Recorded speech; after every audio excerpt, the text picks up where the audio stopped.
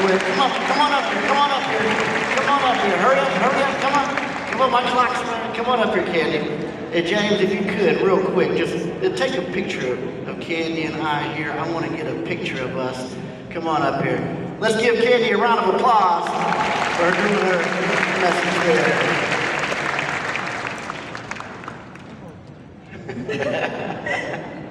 I love it. Thank you so much, Candy. Thank you. Come on, let's give it up for her. Wow, this is truly special to me for her to be able to come all the way over to the other side of the world and be able to be impacted by me. I'm completely living a dream standing here in the country of Indonesia. Never did I think in my wildest imagination that I would be standing right here in front of you today. But today, I'm here. And I'm here because I love you. I'm here because I care about your growth. I'm here because I was put on the planet to do this. To share my words, to share my vision, to help you go from where you are to where you want to go.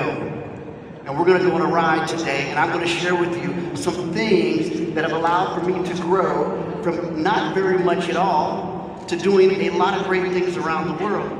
What David and Mary asked me to share with you is they said, Chris, can you share with the people of Indonesia how you started from a little bit of nothing to becoming the executive vice president of the largest leadership training company on the planet? I said, well, I'd love to share. I said, I'd love to get up there because when I stand on stage and I've got on these great looking suits and I've got this $1 million smile, I want you to understand it didn't start that way. In fact, it was a 2-cent smile when I was very, very young. It's a $1 million smile because my parents spent $1 million to get my teeth fixed. They were a mess. But I started out just a kid with a dream. But you see, it was in 2001, 25 years ago, that's when life really began to change for me. I was a salesperson inside of an organization, and I wanted to get promoted on the job. Now, my aspirations weren't very high. I wanted to get promoted on the job, I wanted to make some more money, and I wanted to be the boss. That was as much as I wanted. And so what I decided I was going to do was that I needed to do something different to stand out. So what I did was I began to take some courses by John Maxwell in the basement of a church. Now, my first interaction with John Maxwell was on a tube TV with the VHS player. How many of you remember this tube TV combination right here? Remember those, right? So this was high tech at that time for me to go inside the basement of the church and watch John Maxwell on VHS. But that's where my life began to change. That's where it began to shift. You see, what would happen is I would go inside that classroom in the basement of the church, watch the tube TV, and I would take notes from John Maxwell. I would then go and do exactly what John Maxwell said do on the stage this morning. He said that I needed to apply the principles. Everybody say apply. That's what I had to do. So inside the classroom, I would take the notes, I would go back to the workplace, and then I would, come on, catch up with me here, then I would, the principles. And then I was starting to get promoted on the job. I said, oh, this personal growth stuff is really good. So I went back and I took another course by John Maxwell. I went in, I took my notes, I went back into the workplace, and then the principles, and I got promoted on the job. I said, oh, this personal stuff is really good. And I took every single course inside the church that they offered. And then at the end of the course, they said, Chris, would you like to be the facilitator? I said, indeed, I'd love to be the facilitator. What does that consist of? They said, when you come inside the classroom, you turn on the lights, and when you're done, turn off the TV. I said, well, that's not a very big job, but I'd like to do that. So I stepped inside that classroom, and now I was the facilitator. I came inside the classroom, I pressed play on the tube TV, and then I would turn off the lights when I was done, but now I was getting to hear John Maxwell again, and I was getting a chance to take notes, and then I was going back into the workplace and Gonna catch up. I was going back into the workplace than I would.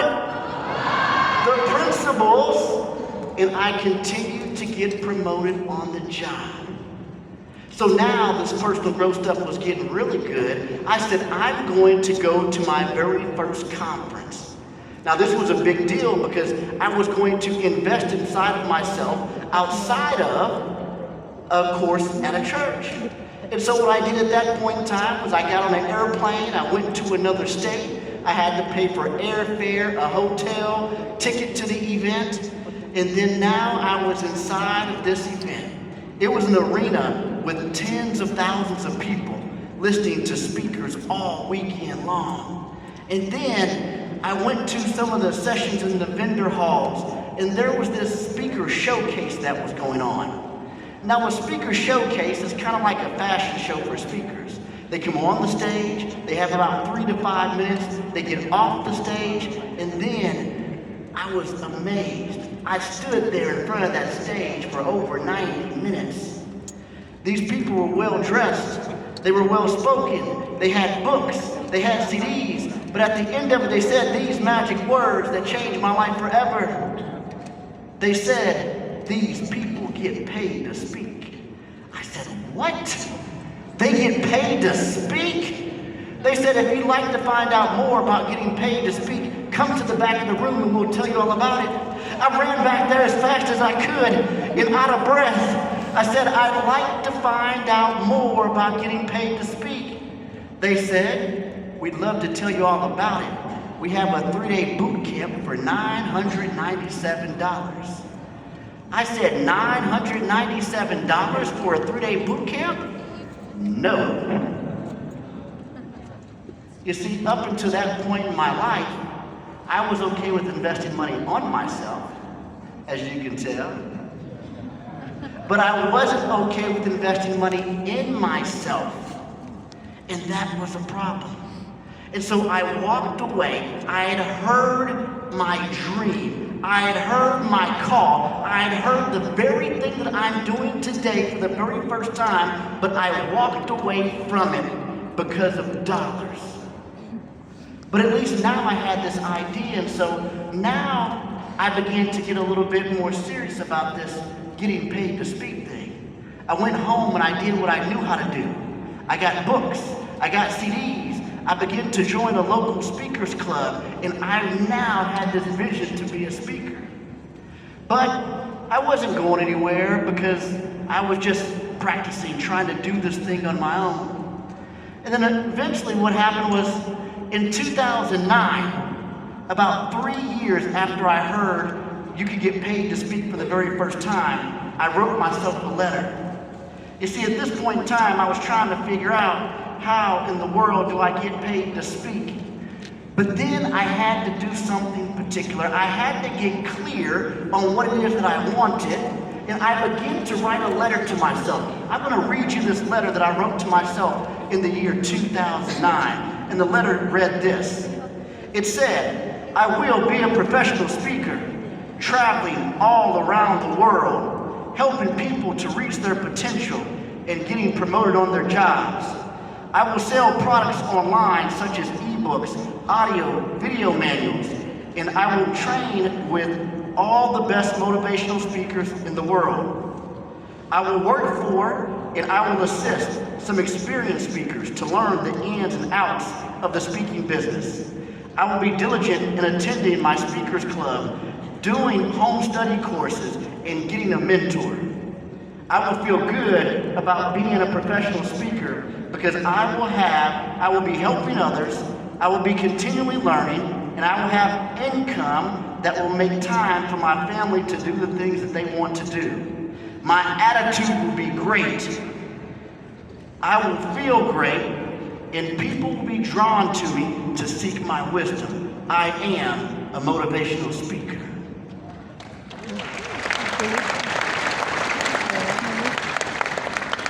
Now this is what I wrote, but this wasn't the truth. This was just the image that I had in my mind, and as I sit there and I think about this letter, and as I look out at this room, you are a figment of my imagination.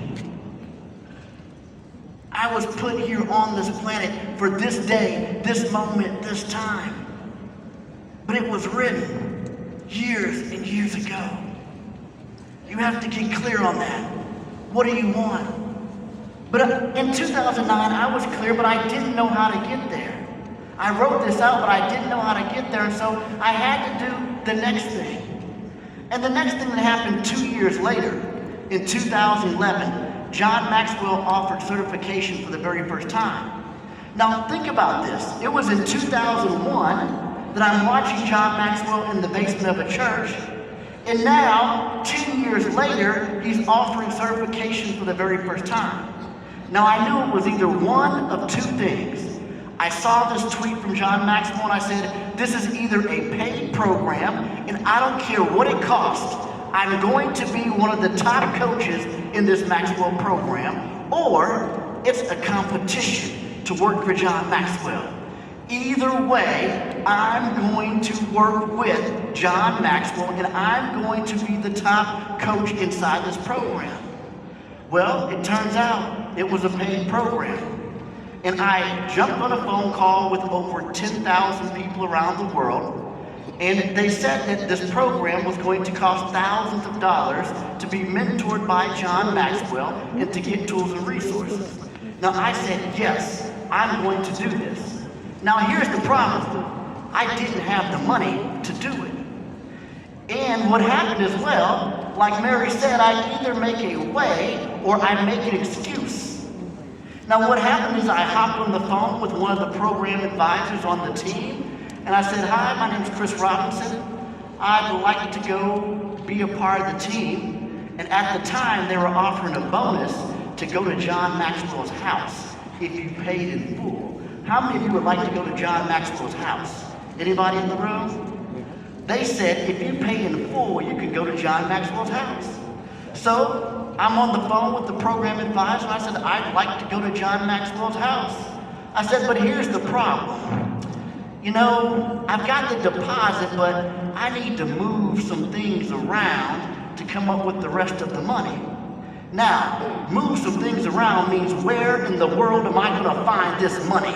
Because I did not have it. I just didn't have it. They said, well, Chris, how many days do you need?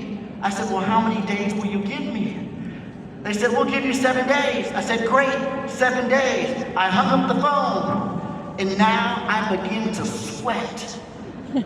How am I going to come up with this money? And then I did what any good husband does.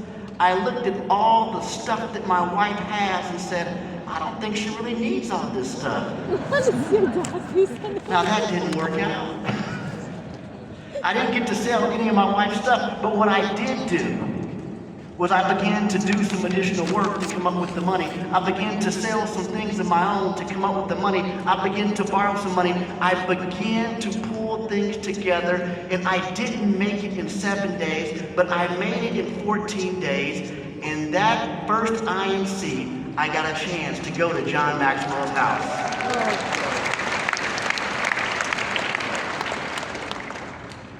Now think about this. I couldn't afford to get in the program, and now today I lead the program.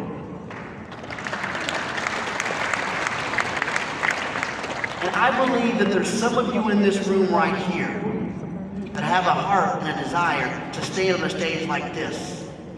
But it's a matter of saying yes to your future self. It's a matter of saying yes to your future self. So I did this. I joined the team. I built a business as a speaker, coach, and trainer, and I did very well financially. But on top of this, I did it with a very large family. Now I have a very large family. I have 6 kids. That's a lot of kids. I have triplets.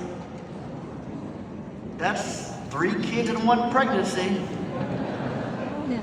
I have a single, and then I have twins. Oh, now you get it. And so I was able to do this all without sacrificing my family. This is my family here. And so these two, this is Ada, is the oldest girl. This is Brex, he's the middle boy. That's Chase by his mom. That's David, the single. That's Eliana, and that's Faith. And so what I also want to share with you is that you do not have to sacrifice your family in order to build a business. That's a lie. What I decided very early on was that I was going to build my business around my family, not my family around my business. And so because of that, I've been able to do things with them. I still today sacrifice things to go to a Little League baseball game. I sacrifice things to go to a track meet. Thousands and thousands of dollars I will forego or skip for me to go watch him play baseball, for me to go watch him go to a debate meet, for me to go and watch her do gymnastics, for me to go and watch her do track. You see, we have to have two things like John has taught us all day long. We have to have good leadership. We have to have good values. And good values is valuing your family first. You can have it both. You don't have to sacrifice one for the other. So I'm going to share with you three keys. Three keys. I'm going to get you out of here when I share with you these three keys. If I look at my journey and I begin to break it down, there's really three things that I want you to get and understand that you can take and apply to your life today. There's three things that if I look at how do I go from just getting started to standing on stage in front of you today, and as I share with you my journey, there's three keys that really stand out that I know helped me get here. The first thing is relationships. The second thing is mentorship. And the third thing is action. I'm going to talk first about mentorship because that is the most important. Now, if you look at this picture right here, this is a picture of me and John Maxwell actually in the country of Cambodia coming out of the president's office. Now, this is my very first time going to Cambodia, and I got a chance to walk out with John Maxwell, and oh my goodness.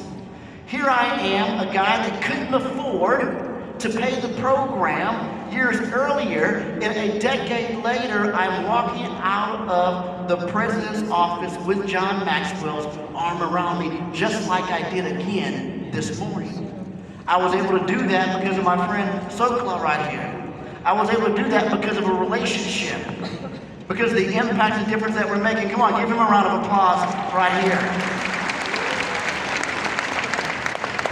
You see, relationships are truly important, and I'll talk about that in a moment, but mentorship is the difference maker. It's the difference maker. You see, I'm standing here today because I was able to get someone that was further ahead of me down the road and able to draw from their wisdom. A mentor will save you time, a mentor will save you energy, a mentor will save you money, if you're open to learning from someone just a little bit further ahead. Now, there's two ways to get a mentor in your life.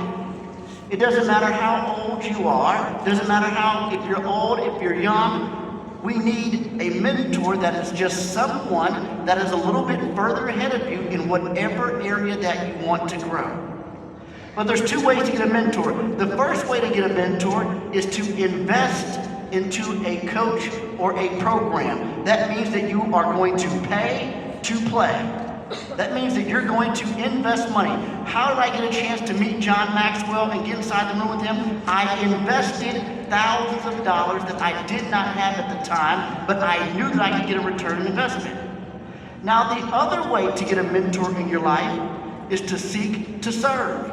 Seek to serve. And that is by serving people, you can open up doors for mentorship.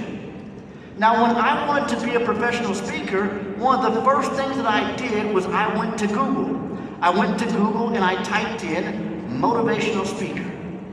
And then there was a list of speakers that came up. And I called every single speaker that lived inside the St. Louis area where I lived. I hopped on the phone and I said, "Hi, my name's Chris Robinson, and I'm going to find out more about getting paid to speak. If there's any way that I can serve you, just let me know." I called every speaker, and I didn't get one call back. Nobody called me back. Well, a couple of days later, a lady calls me, and she says, "Chris, that was so kind of you to call, and that was so nice for you to offer to come and serve me." I said, "Well, I would love to do anything I could to serve you. If anything you need, just let me know." She says, "I don't have anything now, but if something comes up, I'll let you know." Well, a couple days later, she calls back. She says, "Chris, I have an emergency." She says, "My cameraman has canceled. Would you come and be my cameraman for the day?" I said, "Indeed." Now, I had no idea how to work this camera. But what I knew is that if I could get proximity, there were some things that I could learn that I could not learn from not having proximity.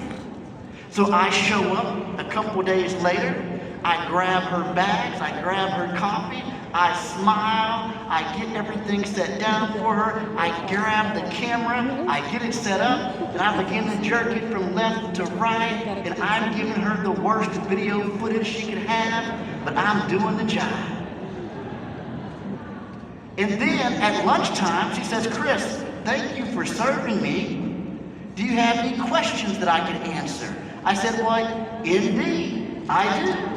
I pull out my notebook and I had questions lined up for her. You see, I didn't push for the moment, but I was prepared for the moment. You see, we have to be prepared with questions for our mentors because the quality of the questions that we ask determine the quality of the answers that we get. And so I asked her questions. The time was up. Lunch was over. I go back into the room. I get the camera. I'm jerking it around from left to right. The day is over. And then at the end of the day, she says, "Chris, would you like to come back?" I said, "Indeed." I come back the next day. I grab her bags. I grab her coffee. I set her stuff down. I get the camera. I jerk it left to right. I'm giving her bad footage. We go to lunch. I ask her questions. And then at the end, she says, "Chris, I don't know why I want to do this, but I want to give you the opportunity to speak today."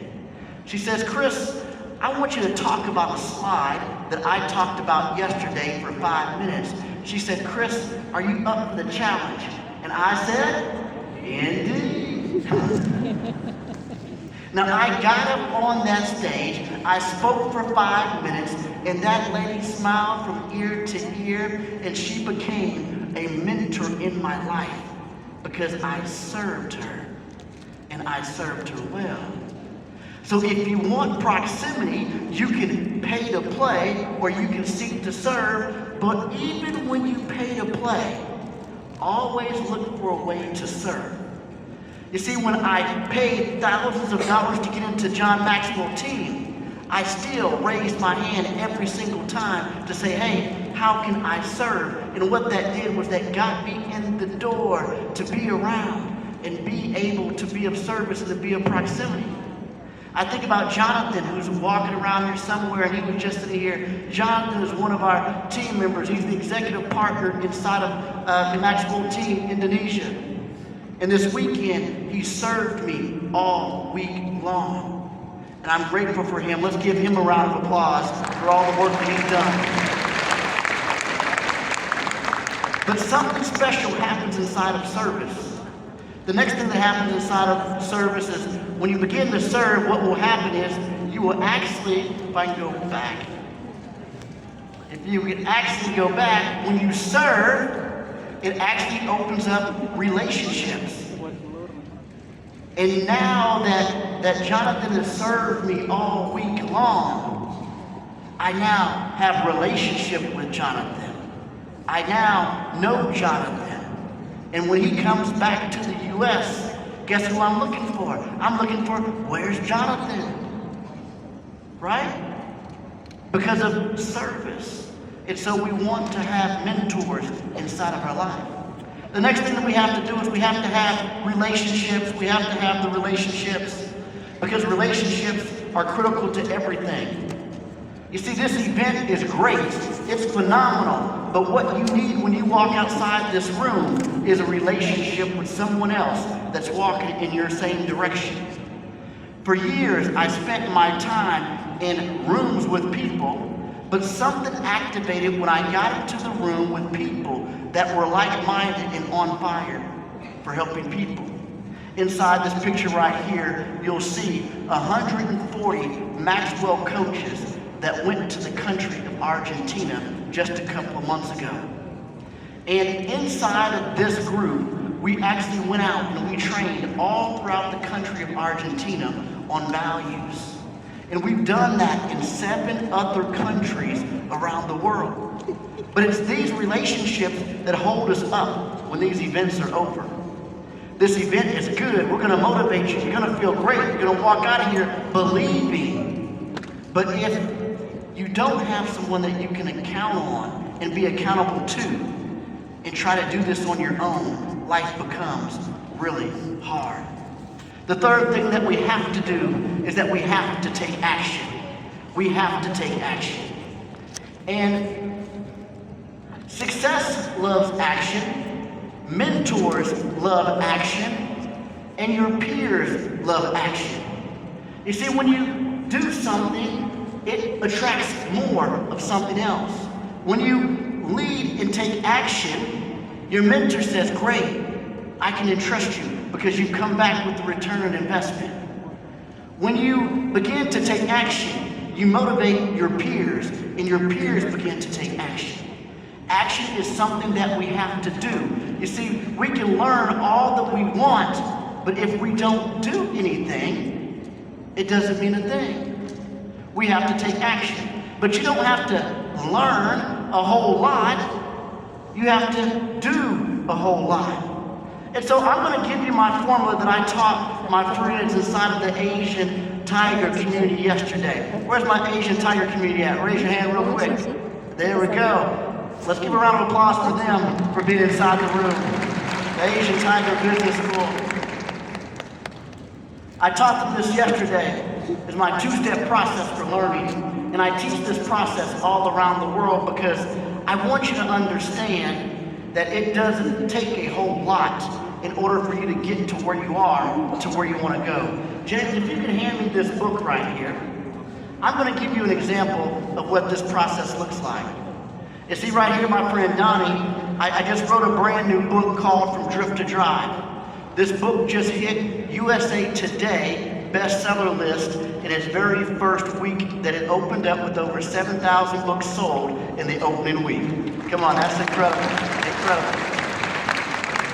And Donnie was the first person in Indonesia to have the book. And so when I got to Indonesia, he says, Chris, I pre-ordered the book and I was the first in Indonesia to have it. And so the book beat me to Indonesia, but now I'm here.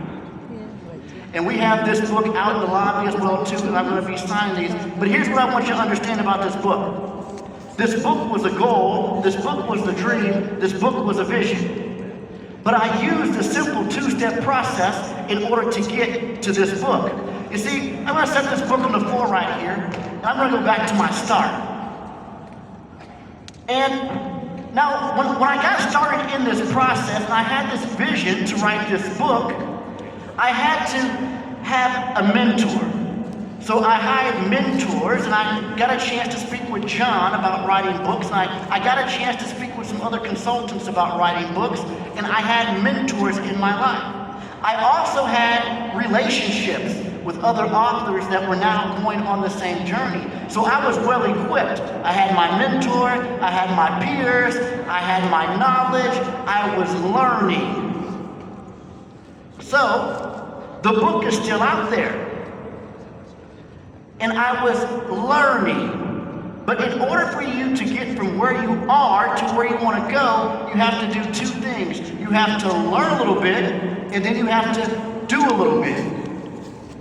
It's a very simple process. It's only 2 steps if I want to make it to that book. It's learn a little bit, and then do a little bit. So let me come right here in the middle right here, because I want to split the room up right now. And I want this side of the room to say, do a little bit. Do a little bit. No, you gotta wake up. You gotta come with me. When I point to this side of the room, I need you to say, do a little bit. Do a little bit. Now when I point to this side of the room, I need you to say, learn a little bit. Do a little bit. Okay, you guys got it. Now we're prepared. Now I've got my mentor, I've got my peers, and then I begin to. You gotta pick up the pace. Come on, you gotta. But my goal is to get this book done, and well, maybe I just need to listen to some more podcasts. I'm just gonna. Well, maybe now I need another program. Maybe I'm just gonna. Learn a little bit. Well, maybe if I put it on my vision board and I just. Learn a little bit. But maybe if Mary motivates me and I just. I'm not gonna get there. But if I. Oh. And then I. And then I. Do a little bit.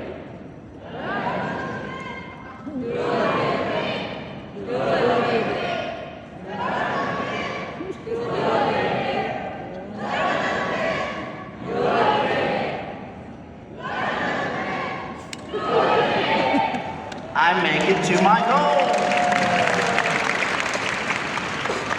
It's a simple process. So stop thinking that you have to know everything. Stop thinking that you can't do it unless you know everything from A to Z. Because here's what I'm going to tell you. If you do these three things, if you have a mentor, if you begin to build a relationship, if you take action, if you learn a little bit, and you do a little bit, you will reach your goal faster. And here's what I want you to know is that one mentor is worth 1,000 books.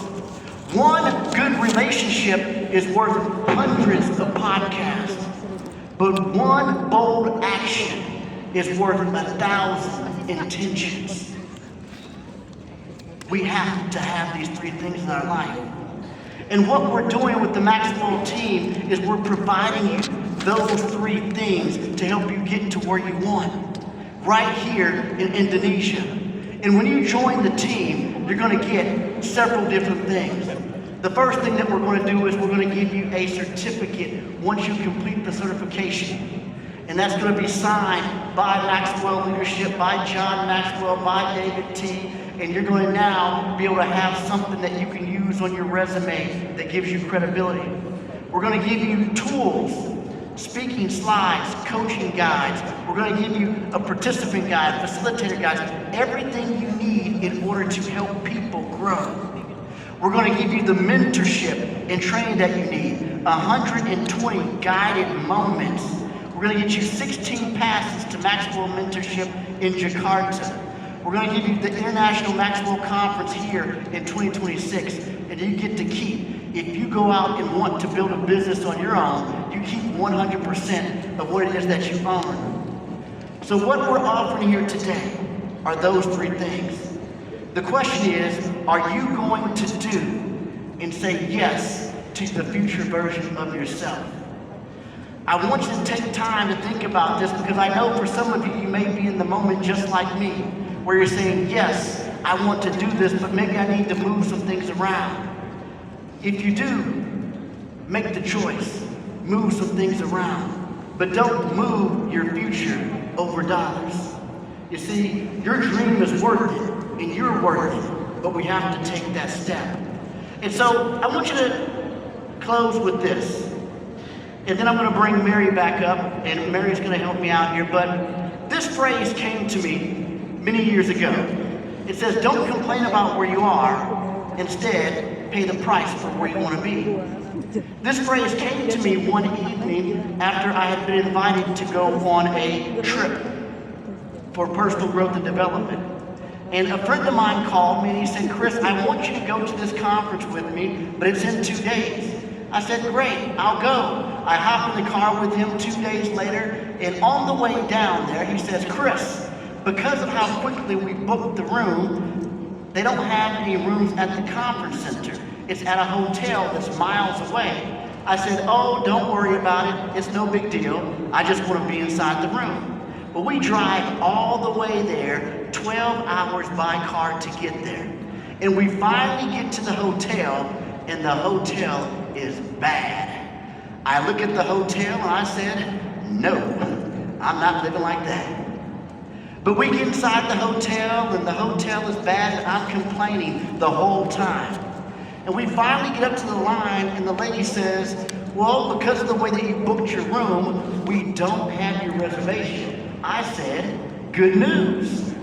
We go back out to the car, and I tell him, hey, I'm going to use a positive attitude. We're going to get a room at the conference center. It's going to be a suite. We're going to have this. We're going to have that. And he's on the phone for about 30 minutes, and they don't have anything. After about 40 minutes, he finally smiles. He says, Chris, they've got a room. It's at the conference center. It's a suite. It has this, it has that. I said, I told you, I knew it. He said, but Chris, it costs 5 times the amount of this bad hotel. I said, 5 times the amount of this hotel? He said, 5 times the amount. I said, man, let's go and check out this bad hotel. Now we get back in there, and she gives us our room inside this bad hotel, and I'm complaining that night. And in fact, I wake up that morning and I'm going to breakfast.